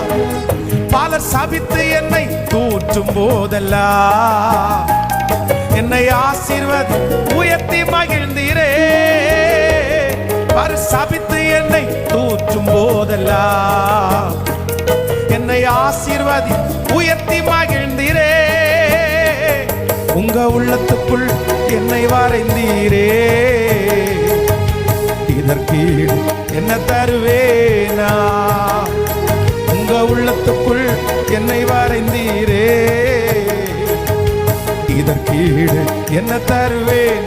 இப்ப சொல்லு, எத்தனை அன்பு என் மேல், எத்தனை பாசம் என் மேல், எத்தனை அன்பு என் மேல், எத்தனை பாசம் என் மேல். இதற்கீடு என்ன தருவேன் நான், இதற்கீடு என்ன தருவேன் சொல்லிக்கொண்டே. இதற்கீடு நீங்க கூட இருந்தா போதாண்டே, நீங்க கூட சொல்லிக்கொண்டே. இதற்கீடு என்ன தருவேன் நான், இதற்கீடு என்ன தருவேன் நான். தனிமையின் பாதையில் தகப்பனே உம் தோளில் சுமந்ததை நான் மறப்பேனோ, சுமந்ததை நான் மறப்பேனோ. தனிமையின் பாதை தகப்பனே உம் தோளில் சுமந்ததை நான் மறப்பேனோ, சுமந்ததை நான் மறப்பேனோ. ஹல்லேலூயா. தேவரீர் என்னோடு கூட. நமக்கு எல்லாருக்கும் ஒரு பெரிய நிச்சயம், நமக்கு எல்லாருக்கும் ஒரு பெரிய நம்பிக்கை. என்ன நம்பிக்கை அப்படின்னு சொன்னா, தேவரீர் என்னோடு கூட இருக்கிறீர். அவர் என்னை விட்டு விலகுவதும் இல்லை. எங்க போனாலும் அவர் நமக்கு கூடவே இருக்கிற ஒரு கர்த்தர். உலகத்தினுடைய பார்வைக்கு என்ன நடந்தால் நீங்க சோர்ந்தே போகாதீங்க, மனசு தளரவே விட வேண்டாம். ஆனால் இயேசு நம்மோடு கூட இருக்கிறவர், நல்லவர். அந்த அந்த அந்த ஒரு திருப்தி, அந்த ஒரு மன பலன். நீங்கள் அமெரிக்காவில் பார்த்தீங்க அப்படின்னு சொன்னால், ஒரு ஒரு சின்ன வயசுலேயே தன்னுடைய தகப்பனாராலே கைவிடப்பட்டு ஒரு அநாத குழந்தையை போல வளர்ந்த ஒரு பொண்ணு ரொம்ப ஸ்பிரிச்சுவலாக ஆண்டவரோடு நடந்து அந்த அநாதை ஆஸ்பத்திரியிலே ஒரு அந்த மாதிரி ஒரு பையனையே தெரிந்தெடுத்து அந்த மனுஷனை திருமணம் பண்ணி, திருமணமான ஒரு 20 நாளைக்குள்ள அந்த கணவனார் ஒரு விபத்தில் மரித்து போய் விதவையாக்கப்பட்டு யாருமே இல்லாமல், அவர்களுக்கு பார்த்தீங்க அப்படின்னா புற்றுநோய், கேன்சர் நோயினாலே பாதிக்கப்பட்டு அவர்களும் வாழ்நாளிலே கிட்டத்தட்ட ஒரு 15 ஆண்டுகள் பலவீனத்தோட கழித்து, இவ்வளவு பிறந்ததிலிருந்து பார்த்தீங்கன்னா அந்த சகோதரருடைய வாழ்க்கையில் ஒரு ஆசீர்வாதத்தை கூட முழுமையாக பார்க்கவே இல்லை. ஆனால் அவருடைய மரணம் அந்த அந்த வியாதியில தான் அவங்க மரிக்கிறாங்க. ஆனால் அவங்க மரிக்கும்போது அவங்க சொல்லிட்டு என்ன அப்படின்னு சொன்னால், இந்த உலக வாழ்க்கையிலே எல்லாம் எனக்கு முடிந்தது, இந்த உலக வாழ்க்கையிலே என் கூட எது இருந்தோ இல்லையோ இயேசு என் கூட இருந்தார், என் கூட இருந்து என்னை ஆறுதல் படுத்தினார். இனி நான் அவரிடத்துல போறேன். இதுவரையிலும் என்னை இந்த உலகத்தில் அடிக்கடி என்னை தட்டி கொடுத்தவர் என்னை முழுமையா என்னை தட்டி கொடுத்து என்னை பலப்படுத்த போறார். நான் அவருடைய ராஜ்யத்தில் போறேன்னு சொல்லி அவ்வளவு சமாதானமா இந்த உலக வாழ்க்கையை அவர்கள் கடந்தாங்க. மதுரையில் ஒரு மிகப்பெரிய கோடீஸ்வரன் கடந்த சில மாதங்களுக்கு முன்பாக கை கால் ரெண்டுமே விழுந்துருச்சு. கோடிக்கணக்கான சொத்து. அவர் இங்கே வெளிநாட்டில் போய் ஒரு தன்னுடைய பிள்ளைக்கு ஒரு பெரிய சொத்தை வாங்கி கொடுத்துட்டு அப்படியே வீட்டுக்கு வர்ற அந்த நேரத்தில் பிபி ரொம்ப ஹை ஆகி அவருக்கு திடீரென்று ஸ்ட்ரோக் படுத்த படுக்கை ஆகிட்டார். ஒரு 9-10 மாதங்களாய் படுத்த படுக்கையாக இருக்கிறார். அப்போ ஆனால் ஒவ்வொரு மாதமும் பார்த்தீங்க அப்படின்னா அவருக்கு அந்த வெறுப்பு, கோபம், அவ்வளவு சொத்து பணம். அவர் ரட்சிக்கப்பட்ட மனுஷன் கிடையாது, பணத்திலேயே பிறண்ட மனுஷன் வச்சுங்களேன். ஆனால் அந்த வீட்டில் இருக்கிற பொருள், மனைவி சாப்பாடை எடுத்துகிட்டு வந்தால் அந்த சாப்பாடு அப்படியே அங்கேயே கொட்டுறது, பிரச்சனை பண்றது, திட்டுறது, அந்த பெட்டில் இருந்து சபிக்கிறது. அப்படின்னா தான் சம்பாதித்த பணத்தை தான் அனுபவிக்க முடியல, தன்னை தவிர வேற எல்லாருமே சந்தோஷமா இருக்கிறாங்கன்றத அவரால் ஏத்துக்கவே முடியல. பையனை சபிக்கிறது, பொண்ணை சபிக்கிறது, யாரையுமே நம்பல. அந்த மாதிரி அவருக்கு அந்த நம்மளை இப்படி நம்ம ஆயிட்டோமே அப்படின்ற அந்த வெறுப்பு வந்து, நம்ம சம்பாரிச்சு கொடுத்தானே இவங்க எல்லாம் வாழ்றாங்க, பட் இவங்கெல்லாம் நல்லா வாழ்றாங்களே, நம்ம மட்டும் இப்படி இருக்கிறோமே நினைச்சிட்டு அந்த வெறுப்பினால அப்படியே சைக்கோ மாதிரி வீட்டில் எல்லாத்தையுமே உடைக்கிற அப்படி பண்ணிட்டு இருக்கிறேன். அந்த செய்தியை கேள்விப்பட்டு நான் ரொம்ப வருத்தப்பட்டேன். அப்போ இவர்களுடைய இருதயம் எங்க இருக்கு அப்படின்னு சொன்னா, அவங்க இருதயம் முழுக்க முழுக்க முழுக்க பணத்திலையும் ஆசீர்வாதத்திலையும் தான் இருக்குது. அவங்க அந்த பணம் இருந்தாதான் அவங்களால சந்தோஷமா இருக்க முடியும், அவங்களுக்கு அந்த உயர்வு இருந்தாதான் சந்தோஷமா இருக்க முடியும், அவங்க நடந்துட்டு இருந்தாதான் அவங்களால திருப்தியா வாழ முடியும். ஆனா ஒரு ஆண்டவருடைய பிள்ளைக்கு இல்லவே இல்லை. ஒரு ஆண்டவருடைய பிள்ளை எதுல திருப்தியா இருக்கணும் அப்படின்னு சொன்னா, தேவரீர் என்னோடு கூட, தேவரீர் என்னோடு கூட. இன்னைக்கு எல்லாருமே இந்த ஃபாஸ்டிங் பிரேயர் உங்களுக்காகவே, ஆண்டவர் நமக்காகவே கர்த்தர் பேசுகிறார். எல்லாரும் ஒரு தீர்மானம் எடுத்துட்டு போங்க. ஆண்டவரே, நான் இன்னையிலிருந்து எது மேல எனக்கு எல்லாவற்றையும் கொடுப்பார். கண்டிப்பாக ஆண்டவர் செய்ய நினைத்தது ஒன்றும் தடைபடாது. முதலாவது தேவனுடைய ராஜ்யத்தையும் அவருடைய நீதியையும் தேடுங்கள், அப்பொழுது இவைகளெல்லாம் உங்களுக்கு கூட கொடுக்கப்படும். ஈசாக்க நான் ஈசாக்கோட கூட இருக்கிறத இவங்க எல்லாம் அறிஞ்சுக்கணும்னு கர்த்தர் நினைச்சார்னா, அவங்க கண்ணுக்கு முன்னாடி ஒரு ரெகபோத்த கர்த்தர் கொடுத்து நான் இவனோட இருக்கிறேன்றத கர்த்தர் நிரூபிச்சார். உங்களோட ஆண்டவர் இருக்கணும்ன்றத உங்களுடைய எதிரிகளுக்கு முன்பாக கர்த்தர் நிரூபிக்கணும்னு நினைச்சா, கண்டிப்பாக உங்களுக்காக ஒரு ரெகபோத்தை கண்டிப்பாய் கர்த்தர் கட்டளை இடுவார். அதுல எந்த மாற்று கருத்துமே இல்லை. உங்களுக்கு ஒரு ரெகபோத்து கண்டிப்பாக வரும். ஒரு ரெகபோத்தை கர்த்தர் தருவார். தந்து என் பிள்ளையோட நான் கூட இருக்கிறேன்றதை பாருங்கடா அப்படின்னு ஆண்டவர் கண்டிப்பாக அவர்களுக்கு முன்பாக செய்வார். அப்படி ஆண்டவர் தேவைப்பட்டாதான் அப்படி செய்வார். எத்தனை பேர் ஆமோதிக்கிறீர்கள்? ஒருவேளை உங்க கூட கர்த்தர் இருக்கிறதா அவங்க தெரிஞ்சுக்க வேண்டிய அவசியம் இல்லை அப்படின்னு ஆண்டவர் நினைச்சாருன்னு வைங்களேன், ஆண்டவர் வந்து அதை ஒரு பெரிய விஷயமா எடுத்துக்க மாட்டாரு. தேவனால் அனுப்பப்பட்ட முன்மாதிரியான அந்த யோவானோட ஆண்டவருடைய பரிசுத்த ஆவியானவர் இருக்கிறது உண்மை. இப்போ அவருடைய மரணத்துல இப்படி ஒரு சம்பவம் நடந்தா, இத்தனை நாள் ஊழியம் செஞ்சீங்களே, இவ்வளவு நாள் வந்து ஞானஸ்நானம் கொடுத்தீங்களே, இவ்வளவு பயங்கரமா பிரசங்கம் பண்ணீங்களே, உங்களோட ஆண்டவர் இருந்தா எப்படி உங்க தலையை வெட்டினாங்க? அந்த நேரத்துல வந்து அந்த கத்தியை மழுங்கி போக பண்ண வேண்டியதானே? அந்த நேரத்துல அந்த கட்டளையை போட்டு அந்த மனுஷனுடைய வாயை பொத்திருக்க வேண்டியதானே? அந்த பொண்ணுடைய காலை உடைச்சிருக்க வேண்டியதானே? அப்படின்னு மனுஷன் 1000 பேசலாம். ஆனா ஆண்டவர் அந்த இடத்துல அந்த யோவானோட நான் இருக்கிறேன் அப்படின்றத மற்றவங்களுக்கு முன்னாடி நிரூபிக்கணும்னு கர்த்தர் என்ன பண்ணல? அவர் நினைக்கல. அதனால ஆண்டவர் அமைதியா விட்டுட்டார். அதனால சில காரியங்களா ஆண்டவர் நம்முடைய வாழ்க்கையில நம்ம கூட ஆண்டவர் இருக்கிறாரா இல்லையான்றத நம்ம சொந்தங்களுக்கு முன்னாடி அவர் நிரூபிக்கணும்னு என்ன பண்ண மாட்டாரு? கேட்கல? சத்தமா சொல்லுங்க எல்லாருமே. அவர் நினைக்க மாட்டார்.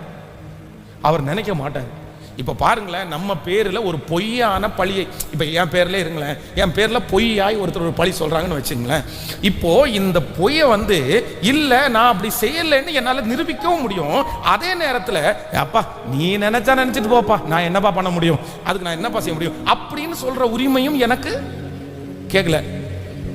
சத்தமா அந்த உரிமை இருக்குது. அப்போ நம்முடைய ஆண்டவரை பொறுத்த அளவுக்கு சில காரியத்தை மற்றவர்களுக்கு முன்பாக என் பிள்ளையோட நான் கூட இருக்கிறேன்றதை நான் நிரூபிப்பேன்னு சில காரியத்தை செய்வார். சில காரியத்தில் ஆண்டவர் எப்படி இருப்பார்னா அமைதியா இருப்பார். அப்போஸ்தலனாகிய பவுலை சிறைச்சேதம் பண்ணுவதற்காக கொண்டு போகும்போது வேதம் சொல்லுது, அந்த சிறைச்சேதம் பண்ணும்போது கொண்டு போகும்போது அவன் கையை ஓங்கும் போது அவனுடைய கையை ஸ்டாப் பண்றதுக்கு ஆண்டவரால் முடியுமா முடியாதா? சொல்லுங்களேன். கண்டிப்பாக முடியும். நீங்க எரோபியாமனுடைய நாட்கள்ல வந்து அந்த இளம் தீர்க்கதரிசி போய் அந்த பலிபீடத்திற்கு நேராக அவன் வந்து தேவனுடைய அக்னியை இறக்கி அது வெடிச்சு சிதறும் போது ராஜா கையை நீட்டுறாரு, அந்த கையை அப்படியே நின்னுச்சுன்னு பைபிள் சொல்லுது. நம்முடைய தேவன் ஒரு இடத்துல அவனுடைய கையை நிற்க பண்ணினார். அதனால அந்த இளம் தீர்க்கதரிசி மேல அத்தனை பேருக்கு பயம் உண்டாயிருச்சு. ஆனா இந்த இடத்துல ஆண்டவர் எதையுமே செய்யாம கர்த்தர் என்னவா இருந்தாருன்னா அவனை அதற்கு ஒப்பு கொடுத்தார். 12 சீடர்களிலே பல சீடர்கள் வந்து எண்ணெய் கொப்பரையில போட்டு சூடாக்கப்பட்டார்கள். சிலரை சிங்கத்துக்கு இரையாக்குனாங்க, சிலரை தலையில சிலுவையில அடைச்சாங்க. ஆனா இது எல்லாவற்றிலையும் கர்த்தர் முன்னாடி வந்து நின்று என் பிள்ளை அப்படி பண்றதுக்கு உங்களுக்கு அதிகாரம் கொடுத்தது யாரா, அவனை உயிரோட நான் எழுப்புறனா இல்லையான்னு பாருன்றத கர்த்தர் அந்த இடத்துல நிரூபிச்சிருக்கலாம். ஆனா அந்த இடத்துல ஆண்டவர் என்னவா இருந்தார்னா அமைதியா இருந்தார். இவர் இரத்த சாட்சியாய் மரிக்க வேண்டும் என்று கர்த்தர் நியமித்திருந்தார். அதுக்காக சீடர்களோட ஆண்டவர் இல்லைன்னு நம்ம என்ன பண்ணிட முடியாது. இப்ப எத்தனை பேர் அண்டர்ஸ்டாண்ட் பண்ணி இருக்கீங்க? தேவரீர் என்னோடு கூட இருக்கிறீர், தேவரீர் என்னோடு கூட இருக்கிறீர். அதான் பிலிப்பியர் நீங்க 4ஆம் அதிகாரத்தினுடைய 12வது வசனத்தை வாசிக்கும் போது, தாழ்ந்திருக்கவும் எனக்கு தெரியும், வாழ்ந்திருக்கவும் எனக்கு தெரியும், எவ்விடத்திலும் எல்லாவற்றிலையும் திருப்தியாயிருக்கவும் பட்டினியாயிருக்கவும் பரிபூரணம் அடையவும் குறைவுபடவும் போதிக்கப்பட்டேன். சேர்ந்து வாசிக்கலாம். தாழ்ந்திருக்கவும் எனக்கு தெரியும், வாழ்ந்திருக்கவும் எனக்கு தெரியும், எவ்விடத்திலும் எல்லாவற்றிலும் திருப்தியாயிருக்கவும் பட்டினியாயிருக்கவும் பரிபூரணம் அடையவும் குறைவுபடவும் போதிக்கப்பட்டேன்.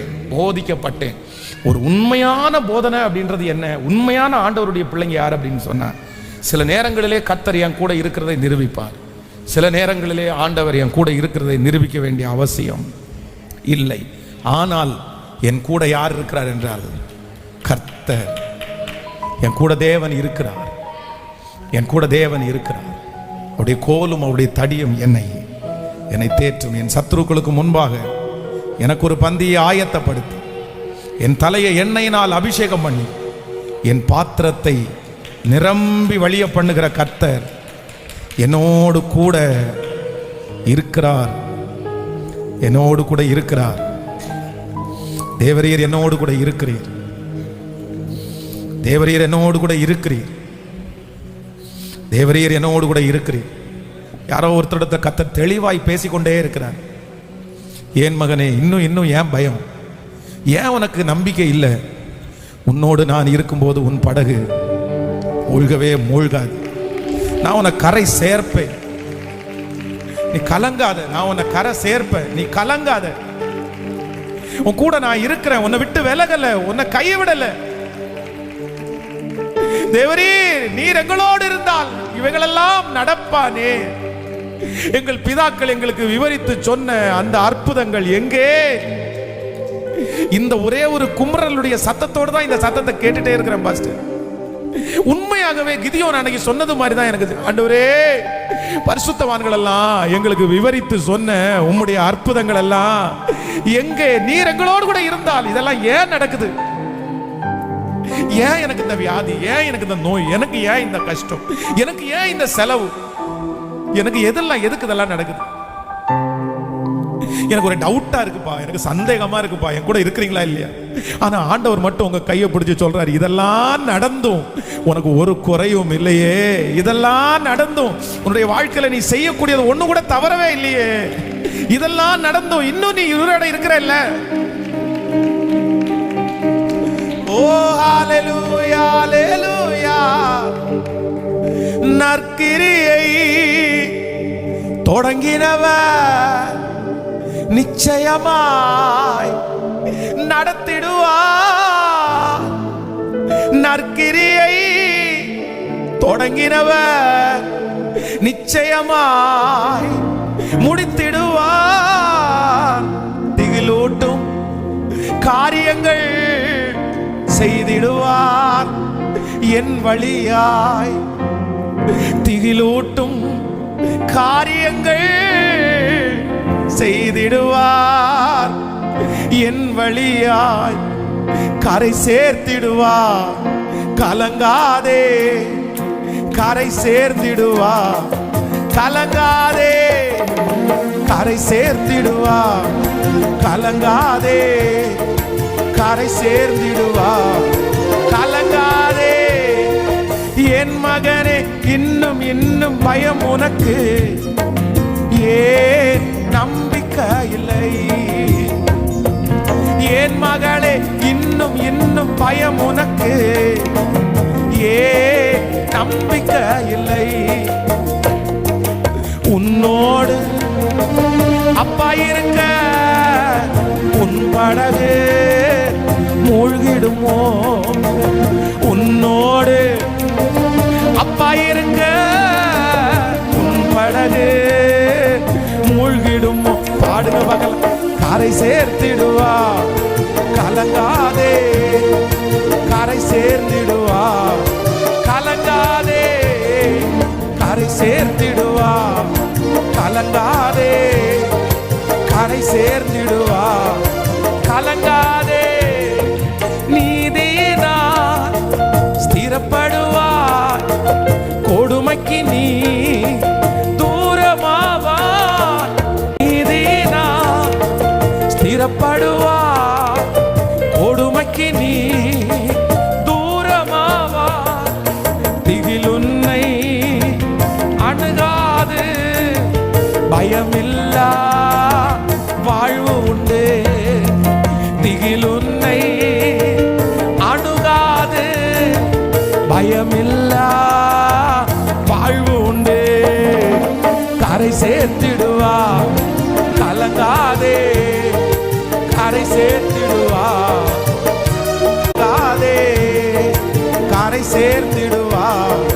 கலங்காதே என் மகனே, இன்னும் இன்னும் பயம் உனக்கு. ஏன் நம்பிக்கை இல்லை? என் மகளே, இன்னும் இன்னும் பயம் உனக்கு. ஏன் நம்பிக்கை இல்லை? உன்னோடு உன்னோடு அப்பா இருக்க உன் படகு மூழ்கிடுமோ? என்னோடு அப்பா இருக்க என் படகு மூழ்கிடுமோ? கரை சேர்த்திடுவா. கலங்காதே, கரை சேர்த்திடுவா. கலங்காதே, கரை சேர்த்திடுவா. கலங்காதே, கரை சேர்த்திடுவா. கலங்காதே. கிறிஸ்து எனக்கு ஜீவன். கிறிஸ்து எனக்கு ஜீவன். சாவு எனக்கு ஆதாயம். ஆண்டவர் இந்த ஃபாஸ்டிங் பிரேயர்ல அட்டெண்ட் பண்ணுற ஒவ்வொரு பிள்ளைகளையும் கர்த்தர் ரொம்ப குவாலிட்டி உள்ள ஒரு பர்சனா உருவாக்குறதுக்கு கர்த்தர் விரும்புகிறார். ஆண்டவர் உங்களை எல்லாரையுமே ஆண்டவர் ரொம்ப ஸ்ட்ராங் பண்றதுக்கு ஆண்டவர் விரும்புகிறார். நீங்க வெறும் சாதாரணமான விசுவாசிகளாய் அல்ல, நீங்க எல்லாரும் சாதாரணமான விசுவாசிகள் என்கிற படியை தாண்டி அடுத்து கர்த்தருக்கு ஒரு பெரிய சீசன் என்கிற அந்த சூழ்நிலையில நீங்க மாறணும்னு ஆண்டவர் எதிர்பார்க்கிறார். ஆண்டவர் ஆமென். நம்முடைய வழிகளை கர்த்தருக்கு ஒப்பு கொடுத்து பரிசுத்தமாய் வாழ்ந்து கர்த்தருக்கு உண்மையா இருக்கும்போது நம்ம சொல்ல வேண்டிய ஒரே ஒரு வார்த்தை, இந்த உலகத்துல எது நடந்தாலும் தேவரீர் என்னோடு கூட, தேவரீர் என்னோடு கூட இருக்கிறீர். ஆமென். ஏன் எதுக்கு அப்படின்னு நம்ம அந்த கேள்வி என்ன பண்ண முடியாதுன்னா கேட்கவே முடியாது. சில நேரத்தில் சில கேள்விகளுக்கு கர்த்தர் பதில் இருந்தா கூட பதில் அவர் என்ன செய்ய மாட்டார்னா சொல்லவே மாட்டார். அவர் பதில் கொடுக்காததுனால நம்ம அவரை கோவிச்சுக்கவும் முடியாது. அந்த பதில் கொடுக்காததுனால நான் தான் தப்பு பண்ணேன்னு சொல்லிட முடியாது. ஆண்டவர் நமக்கு பதில் கொடுக்காததற்கு கூட ஒரு காரணம் கண்டிப்பாக இருக்கிறது. அல்லேலூயா.